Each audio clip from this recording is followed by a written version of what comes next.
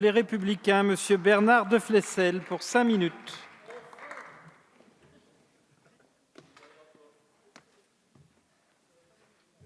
Bon, Monsieur le Président, Madame la Ministre, Messieurs les rapporteurs, je ferai mienne la phrase du rapporteur de la Commission des lois qui nous disait « Occupons-nous d'Europe ». Mes chers collègues, bien volontiers, sauf qu'aujourd'hui vous nous mobilisez simplement pour changer le scrutin du mode européen. Et nous préférons, à l'inverse, porter une proposition, c'est celle de nos excellents collègues, je pense à Guillaume Larrivé et à Constance Le Grip, qui, le 6 décembre 2017, ont fait une proposition de loi qui me semble tout à fait correcte sur, évidemment, les nouvelles régions. Alors, il y a un paradoxe, mes chers collègues, c'est que le président de la République, le Premier ministre et la majorité dans son entier nous parlent d'une nouvelle ère.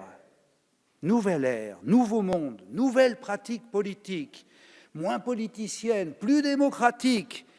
Mes chers collègues, patatras, on retombe finalement dans les anciennes pratiques, c'est-à-dire dans le changement du mode de scrutin quasiment un an avant l'élection. Et Madame le ministre, vous pouvez toujours nous expliquer l'inverse, c'est une ancienne pratique et ça ressemble un peu à un bidouillage électoral. Enfin, l'argumentaire, et je reviendrai sur le fond, ne peut nous faire oublier quand même votre espoir, bien évidemment, d'un gain électoral. Nous ne sommes pas naïfs, quand même.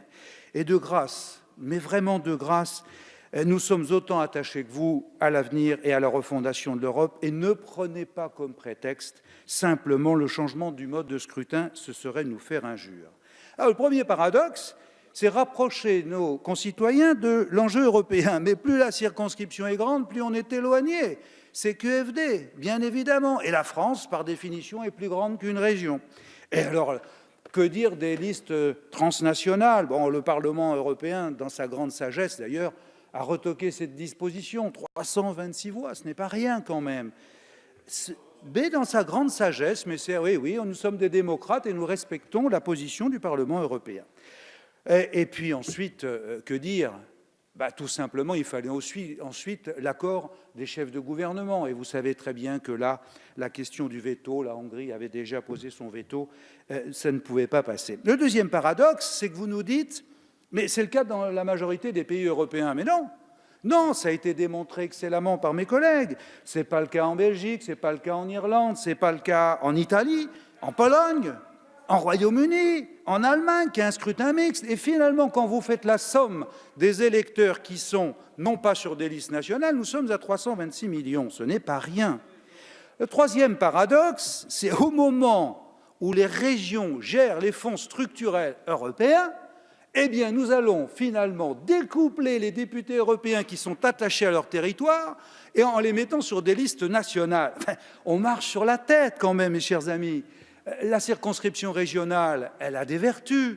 Elle a des vertus parce qu'on identifie un peu mieux nos députés, mieux que sur une liste nationale, qu'on tisse des liens avec les collectivités territoriales, avec le monde de l'entreprise, le monde culturel, le monde associatif, les corps intermédiaires. Ça a du sens. Le quatrième argument, le quatrième paradoxe, c'est l'amélioration de la participation. Oh, mes chers collègues, rien n'est démontré en la matière. C'est epsilonesque, epsilonesque. La chute de participation, elle est continue depuis 20 ans et les modes de scrutin n'y sont pour rien dans cette affaire. Le cinquième paradoxe, c'est le scrutin national qui multiplie les listes, chacun, bien sûr, à son tour, voulant exister. Mais attention, mes chers collègues, de grâce, gardons le seuil des 5% pour la représentativité. Une petite représentativité, mais une représentativité quand même. Car si vous nous parlez d'avenir de l'Europe, si vous voulez refonder l'Europe, alors il faut que la France pèse de tout son poids en Europe. Et pour qu'elle pèse de tout son poids, il faut que nous soyons représentatifs.